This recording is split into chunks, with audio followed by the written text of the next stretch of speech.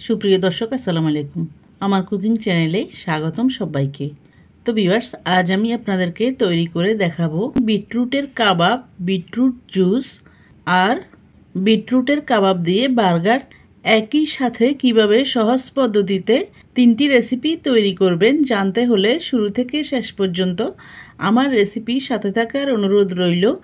আর এই বিটরুটের কাবাব দিয়ে এভাবে বার্গার তৈরি করলে বাচ্চারাও কিন্তু খুবই খুশি হবে, মনেই হবে না যে এটা বিটরুটের কাবাব দিয়ে বার্গার তৈরি হয়েছে। একদম চিকেন বার্গার থেকে কোনো অংশে কম হবে না। প্রথমে আমি বিটরুটের জুস তৈরি করে নেব। বিটরুটের জুস তৈরি করার জন্য আমি এখানে দুটো বিটরুট কিউব করে কেটে নিয়েছি। নিয়েছি 2 ইঞ্চি পরিমাণ আদা, এরপর একটা লেবু স্লাইস করে নিয়েছি। প্রথমে আমি দিয়ে দিয়েছি আদা, এরপর দিয়ে দিয়েছি বিটরুট। এরপর আমি অল্প পরিমাণে পানি দিয়ে বিটরুট আর আদাটাকে ভালো করে ব্লেন্ড করে নেব।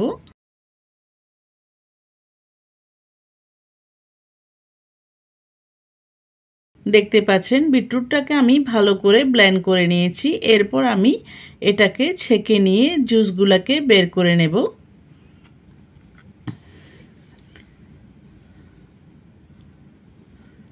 দেখতে পাচ্ছেন বিটরুটের জুসটাকে আমি ছেঁকে নিয়েছি।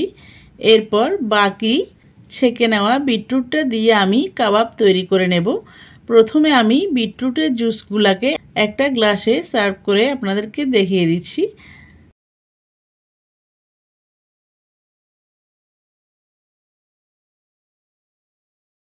দেখতে পাচ্ছেন গ্লাসে আমি বিটরুটের জুসগুলোকে ঢেলে নিয়েছি। এরপর দিয়ে দেব 1 টেবিল স্পুন পরিমাণ লেবুর রস, দিয়ে দেব 1 চিমটি পরিমাণ পিঙ্ক সল্ট। ব্যাস তৈরি হয়ে গেল আমাদের হেলদি আর রিফ্রেশিং বিটরুট জুস। এরপর আমি গ্লাসের উপরে একটা লেবুর স্লাইস দিয়ে জুসটাকে সার্ভ করে নিয়েছি। দেখতে পাচ্ছেন বিটরুটের জুসটা কতটা কালারফুল হয়েছে আর দেখতে কতটা রিফ্রেশিং লাগছে। এটা কিন্তু স্বাস্থ্যের জন্য খুবই উপকারী, খুবই হেলদি। এরপর আমি তৈরি করে নেব বিটরুট কাবাব। বিটরুট কাবাব তৈরি করার জন্য আমি প্রথমে 5টা আলু আগে থেকে সেদ্ধ করে নিয়েছি।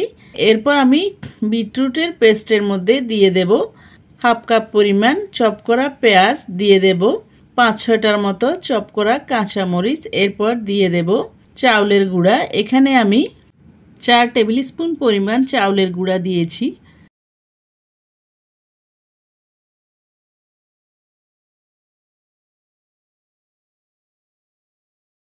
এরপর দিয়ে দিয়েছি স্বাদ মতো লবণ। এরপর আমি আগে থেকে সেদ্ধ করা আলুগুলাকে ছোট ছোট করে দিয়ে দেব। এরপর আমি সবগুলো উপকরণ হাত দিয়ে ভালো করে কষলিয়ে মেখে নেব, যাতে আলুগুলা বিটরুটের পেস্টের সাথে মিক্স হয়ে যায়।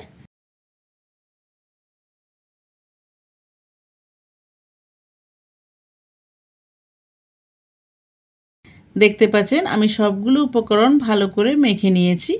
এরপর আমি কাবাবের শেপটা দিয়ে দেব।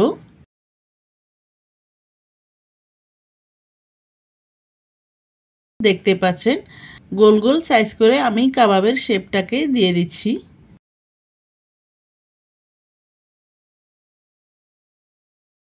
এই একই নিয়মে আমি বাকি কাবাবগুলোকেও তৈরি করে নেব। সবগুলা কাবাব আমি তৈরি করে নিয়েছি। এরপর আমি চুলা একটা প্যান বসিয়ে তেলটাকে আগে থেকে গরম করে নিয়েছি। এরপর একে একে গরম তেলের মধ্যে আমি বিটরুটের কাবাবগুলোকে দিয়ে দেব।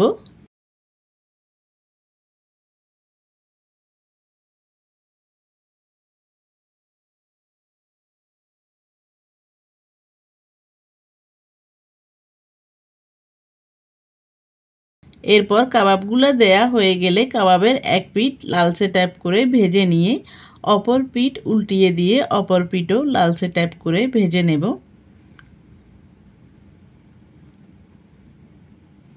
আর এ পর্যায়ে চুলা আঁচটাকে মিডিয়াম থেকেও কম আঁচে রেখেছি। দেখতে পাচ্ছেন কাবাবটাকে আমি এপিঠ ওপিঠ উল্টিয়ে নিয়ে একটু মুসমুসে করে ভেজে নিয়েছি। এরপর আমি একে একে সবগুলা কাবাব উঠিয়ে নিচ্ছি একটা প্লেটে।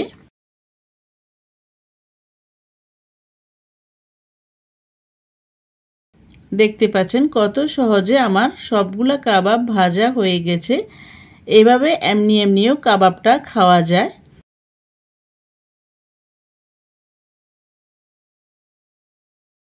এরপর আমি এই কাবাবগুলাকে দিয়ে বার্গার তৈরি করে নেব। প্রথমে আমি বার্গারের রুটিটা নিয়ে ছুরি দিয়ে মাঝখান দিয়ে কেটে নিয়ে এরপর আমি টমেটো আর চিলি সসটা লাগিয়ে নেব। এটা হচ্ছে আমার হোমমেড টমেটো চিলি সস। এই সসটাকে আমি নিজেই বাসায় তৈরি করেছি। এরপর টমেটো সসটাকে স্প্রেড করে নিয়ে দিয়ে দেব দুটো শসার স্লাইস, দিয়ে দেব দুটো টমেটো স্লাইস। এরপর উপর থেকে দিয়ে দেব বিটরুটের কাবাব। এরপর দিয়ে দেব একটা চিজের স্লাইস। এরপর আমি উপর থেকে দুটো টুথপিক গেঁথে নেব যাতে বার্গারটা খুলে না আসে। এভাবে করে আমি সবগুলা বার্গার বানিয়ে নিয়েছি।